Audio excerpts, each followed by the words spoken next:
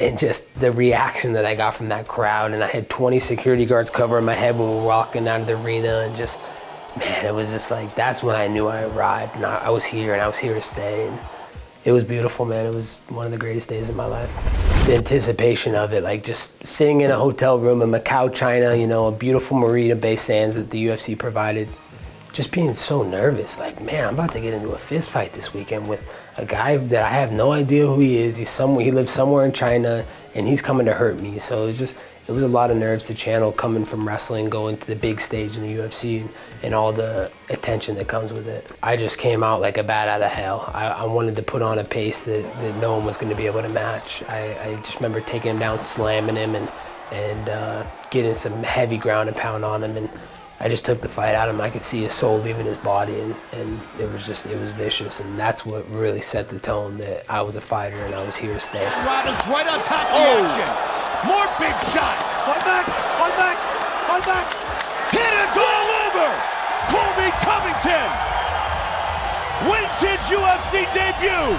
This is the first time I had a fight where a guy was trash talking me, and he was talking like he was gonna, you know, take my lunch money, and he was gonna beat me up, and my mom was gonna be, you know, not proud of me anymore. So I really had bad intentions for this guy. Like before, I was just here for sport. You know, I love the UFC, and I just want to fight and prove I'm the best. But then it was like, man, this is a bad blood fight, and you know, I gotta go settle this guy and shut this guy's mouth. What stuck out is just my evolution of striking. You know, I landed a lot of big shots on the feet with him. I landed a front kick that I saw at wall with him big time, and just remember that, like, really being the turning point of really feeling like a vicious, you know, lethal weapon, and you know, I haven't looked back since it.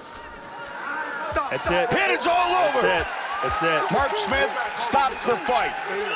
Colby Covington earns the TKO. Man, I remember a lot from that fight week in Brazil, man. That was the turning point in my career. I wouldn't be sitting here before you today if I didn't go out there and handle business the way I did. You know, just the fans in Brazil, they're so much different than America. They scream at you, they scream this chant, "You vai morrer," which means you will die. And Brazil, you're a dog. All you filthy animals suck. I got one thing to say. Tyrone Woodley, I'm coming for you. If you don't answer the front door, I'm gonna knock it in, and I'm gonna take what's mine, that welterweight belt. And just the reaction that I got from that crowd, and I had 20 security guards covering my head when we were walking out of the arena, and just, man, it was just like, that's when I knew I arrived, and I was here, and I was here to stay. And it was the first time I was face to face and across the UFC octagon against a UFC legend.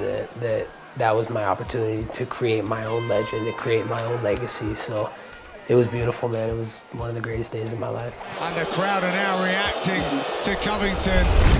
What I remember from the fight with Tyron Woodley is backing up everything I said. I said he was leaving in a stretcher, and he left on a stretcher. So it was beautiful. You know, I dominated him. I broke his rib, broke his face. You know, left him in a pool of his own blood, and they had to leave him. They had to take him from the UFC Apex octagon. They had to take him out on a stretcher, and it was just so great to see his face in the back, because he had talked so much smack for so many years, but I always knew I was a better fighter than him, and he was not on my level. So it was beautiful to send off Tyron Woodley into retirement. That's it. So that is it. No, Perhaps a rib injury for Tyron Woodley. What? I want my belt back. Where's my belt? Where you at, Usman? Where you at, Street Judas? What? I just remember specific, you know, it was a different feel to a fight, you know, because it was during the COVID era, so there wasn't any fans, so I could hear every little thing, you know. You could hear a pin drop in the arena, so I could just hear every time I kicked him in the ribs, and I heard him squeal like, and I heard everything. I heard the life coming out of him literally in the middle of a fight, so it was beautiful, you know, to take his soul. Street Judas, we got unfinished business. There's nowhere to run, and there's nowhere to hide. I'm coming for you. You're next! Oh man, it's been a memorable week, you know, from you know, fighting, you know, on the small shows to now, you know, on the biggest arena of the earth, you know, T-Mobile Arena, the fight capital of the world, Las Vegas, Nevada, you know. I've came to another level. I'm at another level now. You know, I'm not staying in the hotel. I got a beautiful little mansion I'm staying at. That's very comfortable for me. You're gonna see the best out of me this Saturday night, and just all the fight week feels, you know, going into this big rivalry is just, it's a remarkable thing, and I can't wait for Saturday night on pay-per-view. Yeah, it's gonna be memorable, you know, talking the talk and walking the walk. This guy's talk the talk, but he can't walk the walk. So, you know, it's going to be really great to inflict a lot of pain on this guy, this individual who backstabbed me. It's going to be great to settle this rivalry.